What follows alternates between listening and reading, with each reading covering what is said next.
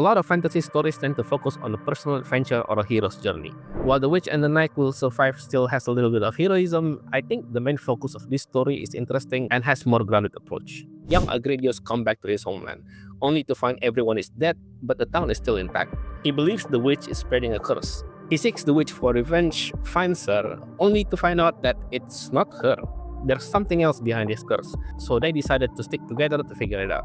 Later on, he finds the twin daughters of a fisherman family are still alive, and his next sister Griamelda then comes back along with the refugee family. So, as a new lord of the land, Agredius is trying his best to provide for his small subjects.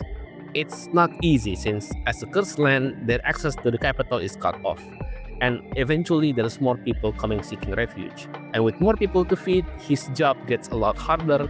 The curse is still a mystery, and the capital's army may or may not purge them. So he has to figure out how to maintain order and safety with what little he has.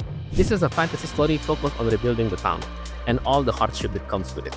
We get to see Agredius' attempt to make sure everyone is fed, how to get the most out of everyone's ability, and how to maintain everyone's morale. It's not easy since they get no help, and things will never go 100% well. Like if you're slaying a giant bull, there's no guarantee that the meat is good or even edible, and these challenges are fun to follow.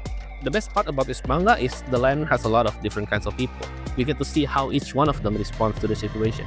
For example, sure, the fisherman twins are capable, but they're still kids who miss their parents and peers. Or how do you deal with a noble who's stranded in this land? Or what if a refugee has a family members in the capital? And since the witch is not human, how does a non-human play her role and help? To me, the interaction between these villagers are the charm of this manga. There are frictions here and there, so Agredius has to figure out the solution.